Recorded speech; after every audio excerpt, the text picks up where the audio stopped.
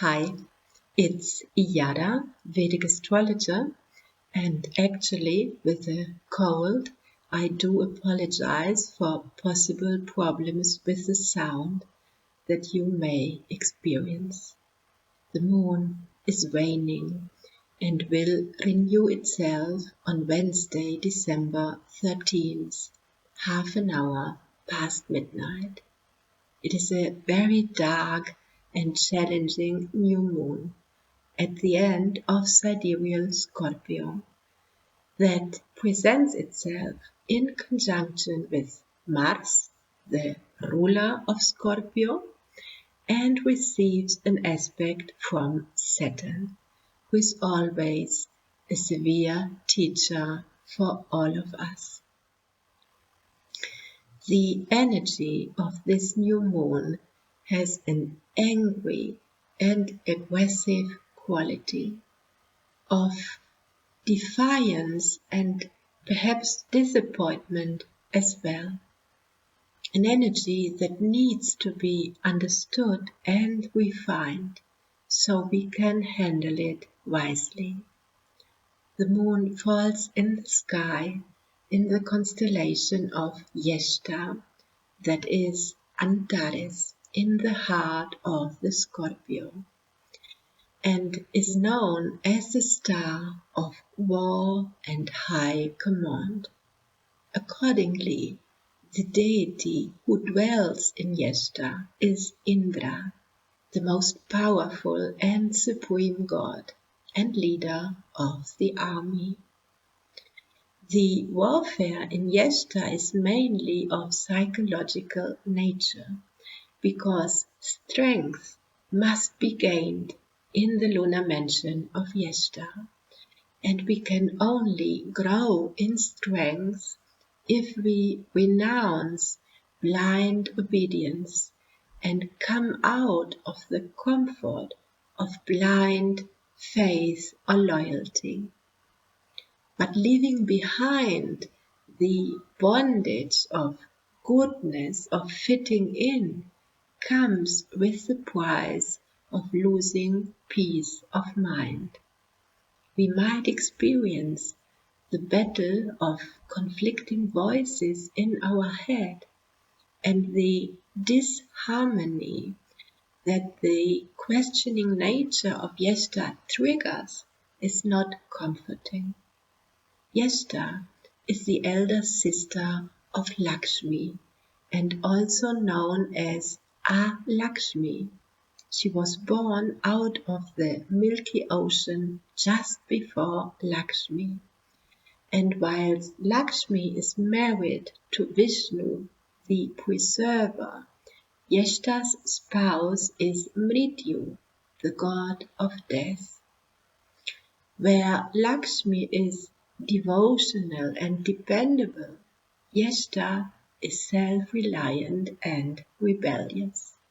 Many people believe that Yeshta is the goddess of bad luck, of poverty and bad fortune, but actually the experiences that Yeshta promotes have the purpose to mature us, strengthen us, and make us discover our individual path from within.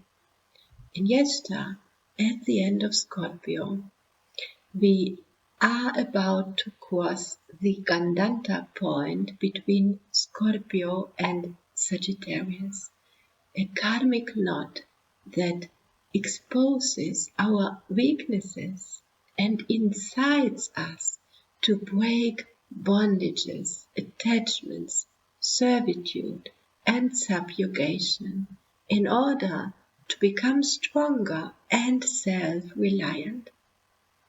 The vibration of Yeshta pushes us to cross boundaries, hopefully boundaries within our own consciousness. But we might actually see in the world other manifestations of boundaries being crossed and contracts or lineages being broken.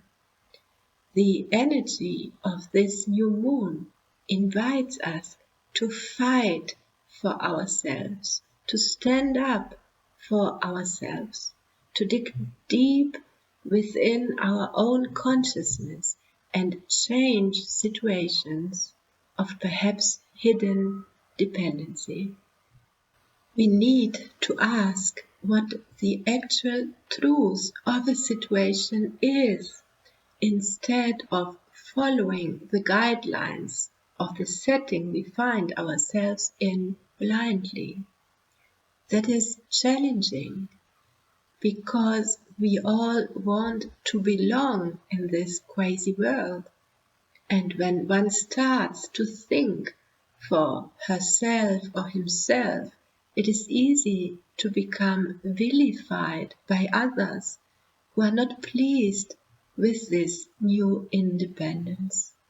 And the unpleasant reaction of others who are perhaps important to us can trigger a deep emotional response within. We may feel angry or disappointed, lonely or fearful, but in our very heart we know that we must challenge ourselves into a kind of dark night of the soul perhaps, in order to grow and become stronger, to be in command of our own life.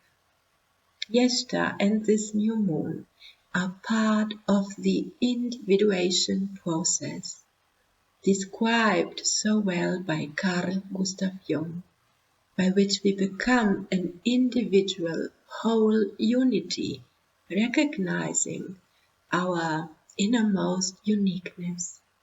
But it is a process that must come with self-honesty and responsibility if we really wish to grow stronger and wiser, instead of simply getting stuck in rebellion and anger. Let us handle the challenge of this new lunar cycle that will lead us to the winter solstice on December 22nd, towards Christmas and into the new year, wisely. The full moon of this lunar cycle will brighten the sky in the night from December 26th to December 27th, and I will take the occasion to do my forecast for the year 2024. See you soon. Many blessings and take care.